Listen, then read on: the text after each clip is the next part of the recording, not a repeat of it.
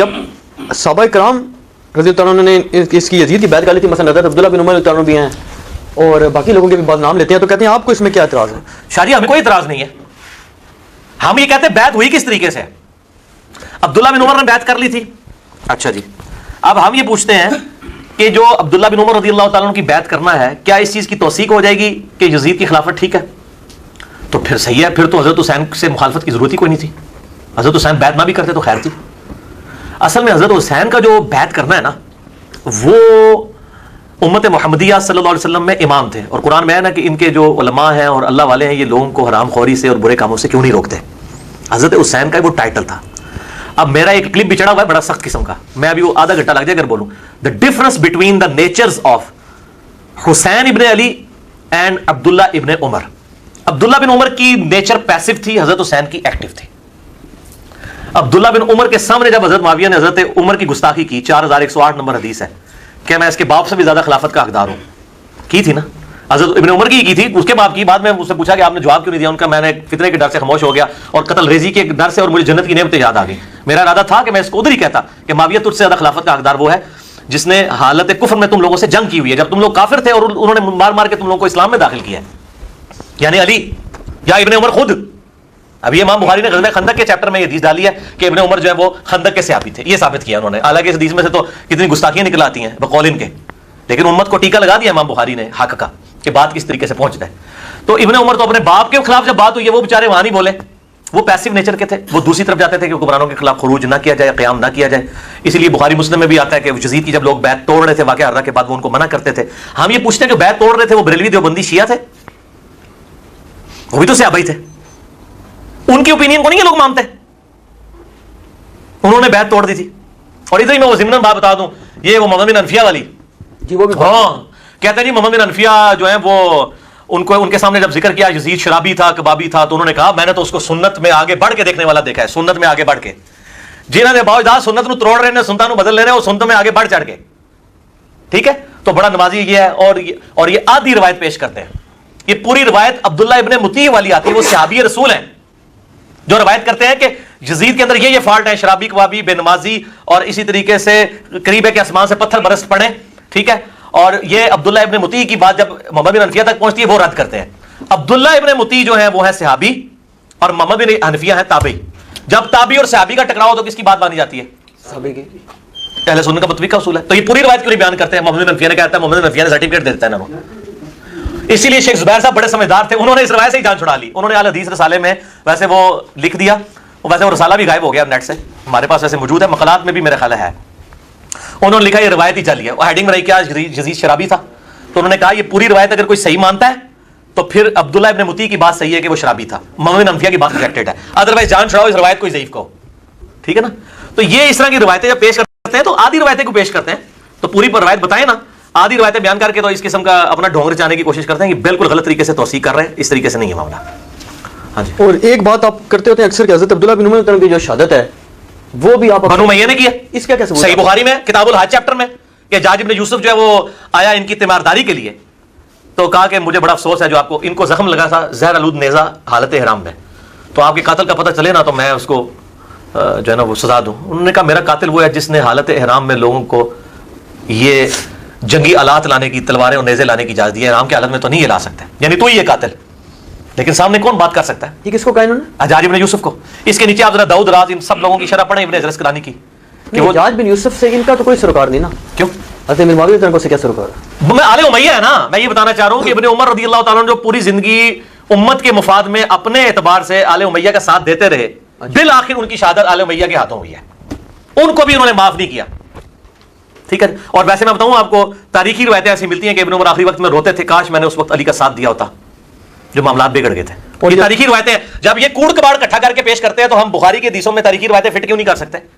ایک اور بڑی شخصیت جن کی شہادت ہے حضرت عبداللہ بن زبیر رضی اللہ عنہ، یہ بھی حجاج بن یوسف نے کی، صحیح مسلم میں موجود ہے کہ لاش ٹانگ دی، عبداللہ بن زبیر صحابی کی لاش ان لوگوں نے خانہ کعبے کے دروازے پہ ٹانگ دی، اور ابن عمر وہاں سے گزرے اور کہا تجھ پہ سلام ہو اے عبداللہ، میں تجھے منع کیا کرتا تھا اس طرح کے معاملات میں۔ یہ عبداللہ بن زبیر صحابی تھے؟ جی یہ صحابی ہیں، صحابی ہیں، حضرت ابو بکر کے نواسے ہیں، حضرت عائشہ کی بہن اسما بنت ابی بکر کے بیٹے ہیں، اور حضرت زبیر اشرف مشرق کے بیٹے ہیں، ٹھیک ہے۔ عبداللہ بن زبیر کو عام آدمی ہے، انہوں نے بھی بیعت نہیں کی تھی یزید کی، یاد رکھیے 9 سال انہوں نے بھی خلافت قائم کی ہے. اور یہ حجاج بن یوسف جو ہے نا اس نے قتل کیا تھا عبد الملک بن مروان کے دور میں. یزید کے دور میں اس نے خانہ کعبہ پہ چڑھائی کی جو صحیح مسلم میں آتا ہے، غلاف کعبہ بھی جل گیا. یزید کے قابو نہیں آئے عبداللہ بن زبیر، پھر مروان کے قابو بھی نہیں آئے، عبد الملک بن مروان نے شہید کروایا اور لاش ٹانگ دی. اور پھر عبداللہ بن عمر نے کہا تجھ پہ سلام ہو، یہ جو لوگ کہتے ہیں نا تیرے بارے میں کہ تو یہ تھا، نہیں، تو بہت نیک انسان تھا، اللہ کا خوف رکھنے والا تھا، تو عبادت گزار تھا، رات کو شب بیداری کرنے والا تھا. اتنے سلام انہوں نے پڑھے، ان کی میت کے اوپر سلام پڑھے. اور صحیح مسلم میں آتا ہے حجاج بن یوسف نے حضرت اسماء بنت ابی بکر کو جو مطلب بوڑھی ہو چکی تھی گھسیٹ کے کہا کہ اس کو لے کے آؤ میرے پاس. پھر خود گیا تو اسماء نے کہا کہ تو نے میرے بیٹے کی دنیا خراب کی ہے، میرے بیٹے نے تیری آخرت خراب کر دی ہے. اور یہ آل امیہ کے جو چمچے ہیں نا، یہ کہتے ہیں حجاج بن یوسف آخری زمانے میں کہتا تھا جناب توبہ کرتا تھا، یہ کرتا تھا، وہ کرتا تھا، اس طریقے اس کا بھی دفاع کرتے ہیں. علی بھائی ہمارے جو یہ شیعہ بھائی ہیں وہ بھی یہ بات نہیں سمجھتے، وہ تو خالی موقف یہ عام طور پہ رکھتے ہیں کہ جی خالی سادات سے دشمنی تھی، اہل بیت سے دشمنی. نا جی نا، تو پھر کسی کو نہیں بخش رہے. یہ تھے دنیا دار. میں نے اس میں حدیث لکھی ہے بخاری اور مسلم سے کہ مجھے تم سے شرک کا خطرہ نہیں، لیکن میرے بعد دنیا کے مال میں پھنس جاؤ گے اور پھر تم دنیا کی محبت میں ایک دوسرے کو قتل کرو گے اور برباد ہو جاؤ گے جس طرح اگلے لوگ برباد ہوئے. یہ آپ کا آخری خطبہ ہے، بخاری اور مسلم میں آتا ہے کہ وفات سے 1 مہینہ پہلے شہدائے احد کے اوپر آپ نے نماز جنازہ دوبارہ سے پڑھی. شہدائے احد پہ اس لیے پڑھی کہ شہدائے احد جو تھے وہاں پہ بھی دنیا کی لالچ کی وجہ سے فتح شکست میں بدلی تھی. اور دوسرے شہدائے احد میں ان لوگوں نے قربانیاں دی تھیں کہ جنہوں نے اسلام کا پھل نہیں کھایا تھا. بعد کے لوگوں نے پھل کھایا تو حضور نے قبرستان جا کے خطبہ دیا، دیکھنا میرے بعد یہ معاملات نہ کرنا. تو یہ آپ سے پہلے بتا دیا دنیا داری میں لوگ پڑ جائیں گے، سیدھی سی بات ہے. تو یہ سب کچھ دنیا کی خاطر انہوں نے کیا. اور یہ سارے لوگ ان سے خوفزدہ تھے اتنے زیادہ کہ کوئی بولتا نہیں. میرے بھائی آج بولتا ہے کوئی؟ حضرت ابوبکر کی بیٹی کو گھسیٹ رہے ہیں، حضرت امام حسین کے ساتھ کیا کر رہے ہیں. نہیں تو مجھے بتائیں آج کوئی بولتا ہے؟ آج کو بولتا ہے؟ یہاں پہ لال مسجد میں ایک ڈکٹیٹر مشرف نے کتنا قتل عام کیا ہے، ان کے اپنے فرقے کے لوگ نہیں کھڑے ہو سکے. بھائی جس کے ہاتھ میں تلواریں ہوتی ہیں، اب یہ توابون کو ہی آپ دیکھ لیں، ان کو بھی قید کر دیا گیا تھا نا، جو بعد میں شہید ہوئے حضرت حسین کی شہادت کے بعد. کہتے ہیں کوفی نکلے نہیں ہیں.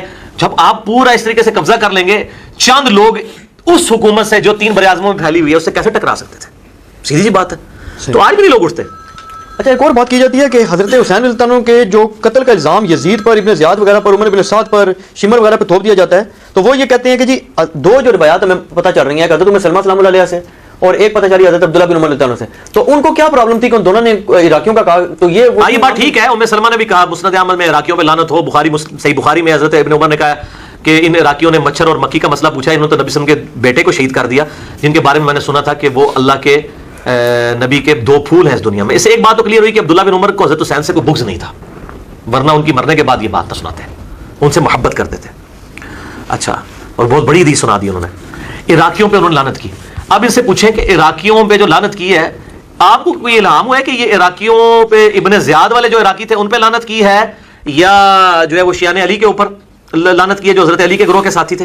تو یہ فوراً کہیں گے شیعوں نے مارا ہے، شیعہ کہیں گے انہوں نے مارا ہے. عراقیوں پہ اس لیے لعنت کی کہ عراقی جو حکومت تھی ابن زیاد کی، اسی نے یہ ظاہر ہے کہ ساری. عمر ابن سعد کون تھا؟ صحیح مسلم اٹھا کے دیکھ لیں.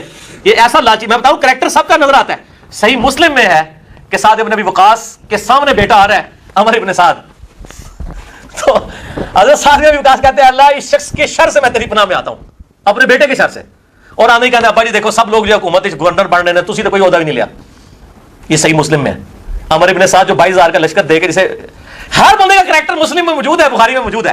یہ تلاش کرنا ہے آپ نے، وہ پھر فٹ ان بیٹھتا ہے. آپ جیسا بیان کرتے ہیں شک ہو جاتا ہے کہ کہیں علماء صحیح تو نہیں کہتے اپنی طرف سے بیان، ہر بات ہی آپ اس میں سے نکال لیتے ہیں. جی انکار نہ نکلے تو انکار کریں. آج تک آپ نے میرے خلاف کوئی کلپ دیکھا ہے کہ وہ یہ کہیں کہ یہ بخاری مسلم میں؟ یہ ہو سکتا ہے طریق کا فرق ہو جائے بعض کا. یہ کہتے ہیں جی وہ ظالم مغیرہ کے الفاظ موجود نہیں ہیں، ٹھیک ہے، تو اس میں موجود ہے اوے مغیرہ اوے مغیرہ اوے مغیرہ. یہ کیا ہوتا ہے؟ پیارے مغیرہ پیارے مغیرہ پیارے مغیرہ. بڑا اچھا کام کر رہے ہو. ظالم مغیرہ وہ اس لیے مکس ہو گیا کہ دوسری روایت میں موجود ہے اس ظالم شخص کو دیکھو کہ یہ ہمیں کہتے ہیں ہم اپنے جنتی بھائی پر لعنت کریں. ظالم تو کہا ہوا ہے دوسرے طریقے اندر، ٹھیک ہے، طریق مکس ہو جاتے ہیں. لیکن آج میں جو ذہنی طور پہ نا مکمل طور پہ زبان کی اس اعتبار سے بھی احتیاط کر رہا ہوں کہ میں جو بات کہہ رہا ہوں انہی الفاظ کے ساتھ ہوگی کہ سعد ابن ابی وقاص کہتے ہیں میں اس کے شر سے اللہ تیری پناہ مانگتا ہوں.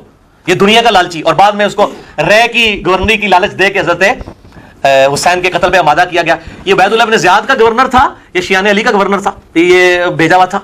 تو اچھا کہتے ہیں جی وہ عراقیوں نے کیا نا میرے بھائی، پیچھے شام والوں کو تو انہوں نے کہنا ہی نہیں تھا. اس کی وجہ یہ ہے کہ شام میں تو مرکزی حکومت بیٹھی ہوئی تھی. یہاں پہ جب عمران خان صاحب اعتراض کرتے ہیں تو پنجاب پولیس کہتے ہیں نا، وہ یہ تو نہیں کہتے نواز شریف کی پولیس. لیکن جب پنجاب پولیس کہہ رہے ہوتے ہیں تو پنجاب کی حکومت نواز شریف صاحب کے انڈر ہے، تو انڈائریکٹلی وہ نواز شریف صاحب کو کہہ رہے ہوتے ہیں. لہٰذا جب اس وقت کہے گا عراقیوں نے کیا تو عراق اس وقت کس کا صوبہ تھا؟ اہل شام کا. تو ڈائریکٹلی تو انہوں نے کیا تھا، عبید اللہ بن زیاد نے کیا. اور یہ کہتے ہیں جی واقعہ کربلا جی ثابت نہیں ہے, یزید تک خبر نہیں پہنچی, اور پھر وہ جھوٹی روایت ہے یزید بڑا روئے اور یہ وہ. اچھا رونے کے بعد انہوں نے ابن زیاد کو ہٹا دیا, ٹھیک ہے. ان سے پوچھا صحیح مسلم کے اندر موجود ہے, میں نے اس پمفلٹ میں اس کا اشارہ کرایا ہے صرف, صحیح مسلم 6309, یہ کہتے ہیں واقعہ کرنا ثابت ہی نہیں ہے. 6309 نمبر حدیث ہے کہ امام زین العابدین رحمہ اللہ تعالی وعلیہ السلام یہ واقعہ کربلا کے بعد مقتل حسین کے بعد یزید سے ہو کر مدینے آئے, یہ الفاظ ہے صحیح مسلم کے. واقعہ کربلا ثابت ہو گیا. اور ان کے پاس رسول اللہ کی تلوار تھی صلی اللہ علیہ وسلم, جو حضرت علی کے پاس تھی, اس کے بعد حضرت حسین کے پاس تھی, حسین کی شہادت کے بعد ان کے پاس آ گئی. اور مسور بن مخرمہ آئے, انہوں نے کہا اے اللہ کے نبی کے نواسے یہ لوگ آپ سے چھین لیں گے. کون چھین لیں گے؟ بریلوی دیوبندی اہل حدیث چھین لیں گے, آل امیہ.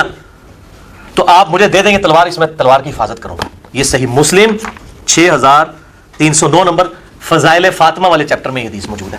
تو واقعہ کربلا کا ذکر صحیح مسلم کے اندر موجود ہے, ٹھیک ہے, بخاری کے اندر موجود ہے. میں نے کتنی روایتیں اس میں نقل کی ہیں, یہ کہتے ہیں نہیں فلاں چیز ثابت نہیں, ثابت نہیں, ساری کی ساری یہ واقعہ کربلا کے اوپر جو میرا رافضیت ناسبیت والا پمفلٹ 5 ہے اس کے اندر موجود ہے. یہ چیزیں موجود ہیں میرے بھائیوں. یہ مطلب باتیں کر دینا آسان ہے. دیکھیں ہم بلو پرنٹ آپ کو پیش کر رہے ہیں نا, بلو پرنٹ پیش. یہ تاریخ اس تاریخ میں بیٹھے گا جو مودودی صاحب بیان کر رہے ہیں, لیکن یہ جو کچھ کوٹ کپاڑا یہ ساری تاریخ سے پیش کر رہے ہیں, یہ اصل میں منکرین حدیث ہے. اچھا دیکھیں یہ سنابلی صاحب جتنے والے دے رہے ہیں منکرین حدیث کے دے رہے ہیں نا, سارے جن کو اہل حدیث بھی خبیث مانتے ہیں, شبیر کو, اسی طریقے سے محمود عباسی کو, ان لوگوں کے حوالے دے رہے ہیں. شبیر کا تو نہیں دیا نا, رحمان سنبلی, ہاں ان لوگوں کے, ان کو اہل حدیث محمود احمد عباسی کو تو اہل حدیث خبیث کہتے ہیں, انگریزوں کا پٹھو. منکرین حدیث وہ تو بخاری کو کھوتا کہتا تھا. ابو جابر دامانوی خود کہتے ہیں, اس سے تو ابو جابر نہیں نا رجوع کر سکتے, وہ کہتے ہیں میں اپنے کانوں سے سنا ہے کہ انہوں نے کہا جی اچھا بخاری کھوتے نے بھی بخاری میں حدیث لی ہے کہ حسین کا سر کاٹ کے عبید اللہ ابن زیاد کے سامنے رکھا گیا, اور آئے لوگ کہہ رہے ہیں جی وہ سامنے رکھا گیا, اس کا یہ مطلب تو نہیں عبید نے قتل کروایا. اچھا وہ جو سر میرے سامنے کو سر کاٹ کے لا کے رکھے میرے بیٹے کا, تو میں اس کو انعام نوازوں گا؟ پھر وہ چھڑیاں مارنے لگا, ٹھیک ہے. اے بھی غلط تعویل کرتے ہیں اسی طریقے سے کہ آپ ہر بات میں سے نہیں, وہ تو لاتے ہیں نا حضرت علی پہ اٹیک کرتے ہیں نا جواب میں, وہ کہتے ہیں حضرت علی کے سامنے بھی سر کاٹ کے لایا گیا. کس کا؟ یہ میں کس کی روایت سن رہا تھا کہ غالباً نہیں حضرت زبیر کا لایا گیا. نا جی نا, کوئی سر کاٹ کے, یہ ان کی پہلی دفعہ بھائی میرے تمام محدثین مؤرخین نے لکھا ہے کہ پہلی دفعہ اگر کوئی سر کاٹ کے کسی مسلمان حکمران کے سامنے رکھا گیا نا تو وہ معاویہ کے سامنے عمار کا سر ہے. اس سے پہلے کبھی سامنے رکھا گیا. نبی صلی اللہ علیہ وسلم کے بارے میں ایک روایت آتی, مجھے اب پتہ نہیں اس کی صحت ہے, کہ اس طرح رکھا گیا, آپ نے اتنا ناپسند فرمایا اس چیز کو, تو آپ نے کہا ادھر سے لے جاؤ, یہ کام نہ کرو. یہ نہیں ہوا, عمار کا سر کاٹ کے سب سے پہلے رکھا گیا تھا, ٹھیک ہے. اور میں آپ کو پھکی دے دوں, ابھی عمار کا سر کاٹ کے رکھا گیا تو اس کے بعد تو توبہ کر لینی چاہیے تھی نا. اب تو ادھر تو عمر بن عاص بھی کہہ رہے ہیں کہ باغی جماعت قتل کرے گی, ٹھیک ہے, ہمارے سامنے ہم بھی کانپ اٹھے. تو لیکن نہیں, وہ الٹا تعویل کی کہ جی عمار کو ہم نے کیوں قتل کیا, نہ علی لے کے آتا نہ یہ قتل ہوتا, ٹھیک ہے. پھر تاریخ کی روایتوں حدیث میں تو اتنا تاریخ میں ملتا ہے کہ حضرت علی تک جب یہ معاویہ کی بات پہنچی نا تو حضرت علی نے کہا اچھا پھر حمزہ کا قاتل نبی صلی اللہ علیہ وسلم تھے, نہ حمزہ کو لے کے آتے احد میں, نہ حمزہ شہید ہوتا. اے پکی دی تھی معاویہ نو حضرت علی نے کہ تو یہ گل کیتی ہے. جڑا میرا سپورٹر ہے, آرمی چیف ہے میری طرفوں, 93 سال دی عمر جو بندہ لڑائی پہ لڑتا ہے عمار بن یاسر, اس کو تم کہہ رہے ہو نہ علی لاتا نہ وہ. لیکن ملا علی قاری نے ویسے جرت کی ہے, یہ میں پھکی دے رہا ہوں, ملا علی قاری کے بھی بڑے والے آج کل حدیث بھی پیش کر رہے ہیں. ملا علی قاری نے مرقاہ جو شرح مشکات کی لکھی ہے نا, مشکات میں جب یہ حدیث آتی ہے نا عمار کو باغی جماعت قتل کرے گی, اس کی شرح میں ملا علی قاری لکھتے ہیں کہ قتل عمار کے بعد یہ بات ڈیفائن ہو چکی ہے کہ معاویہ کی غلطی اجتہادی نہیں ہے بلکہ یہ ہٹ درمی پہ مبنی غلطی ہے. کیونکہ اگر اجتہادی تھی تو اس وقت تک تھی کہ اس بیچارے کو پتہ نہیں چلا, جب اس کو قتل عمار کے بعد بھی کہ باغی جماعت قتل کرے گی, ان کو بھی حدیث پتہ ہے, عمر بن عاص بھی سنا رہے ہیں, آپ تو توبہ کر لیتے نا کہ میری جماعت باغی ہے. ملا علی قاری نے جرت کی ہے, یہ رحمہ اللہ ہے آج کل اہل حدیثوں کا بھی, المتوفی 1014 ہجری, اور وہ تو کہتے ہیں امام حنیفہ اور ان لوگوں کے پاس سب سے بڑا امام ملا علی قاری ہے. یہ مرقاہ کے اندر اس نے شرح مشکات میں لکھا ہے, یہ ملا علی قاری کا حوالہ لے جائیں, اس نے کہا کوئی اجتہادی. اچھا مجھے لوگ کہتے ہیں کہ جی آپ نے اس میں لکھ دیا ہے کہ جی اجتہادی خطا ہے, ٹھیک ہے, تو یہ میرا اجتہاد ہے, آپ اسے اختلاف کر سکتے ہیں. اجتہادی خطا سے مراد ہے, میں بھی اجتہادی خطاب میں اپنی ویڈیو میں بتا دوں, اجتہادی خطاب میں مانتا ہوں اس وقت تک جب تک عمار قتل نہیں ہوئے تھے. آج کی ڈیٹ میں کوئی اجتہادی نہیں ہے. اور یہ جو حدیث بھی ہم نے فٹ کی ہے نا اس کے اوپر, وہ حاکم کے بارے میں ہے, حاکم سے بغاوت کرنے والے کے بارے میں, کہ حاکم اگر کوئی غلط کام کرے گا, یعنی حضرت علی اگر غلط جنگ کرتے تو ان کو 1 اجر ملتا اور صحیح جنگیں ہوتی تو 2 اجر. یہ نہیں کہ علی کے جو مخالفین ہیں ان کے اوپر یہ فٹ ہوگا, یہ انڈائریکٹلی اجتہادن طور پہ فٹ کرتے ہیں, ٹھیک ہے نا جی. بہرحال حضرت عائشہ طلحہ زبیر کی غلطی اجتہادی ہے, کیونکہ ان کا رونا, معافیا مانگنا اور حضرت علی کا معاف کرنا ثابت ہے. حضرت معاویہ رضی اللہ تعالیٰ نے کبھی معافی نہیں مانگی, الٹا قنوت نازلہ سیدنا علی نے ان پہ پڑھی اور کہا قیامت دن فیصلہ ہوگا. اور ہم لعنت کے لیے قائل نہیں ہیں, بالکل لعنت نہ کریں. ہم تو کہتے ہیں جو صحابہ پر انکلوڈنگ معاویہ, عمر بن عاص, مغیرہ ابن شعبہ رضی اللہ عنہ اجمعین, یا بصر بھی ہوں, ان پہ لعنت کرتے ہیں وہ معاویہ کے شیعہ ہیں, اور جو ان پہ لعنت نہیں کرتے وہ علی کے شیعہ ہیں. علی نے تو مخالفین کے جنازے بھی پڑھائے, میں نے اس میں بتایا. خوارج کے بارے میں کہا ہمارے بھائی تھے بگوڑے ہو گئے, ٹھیک ہے نا. ہم علی کے شیعہ ہیں پولیٹیکلی ٹرم میں, ٹھیک ہے نا.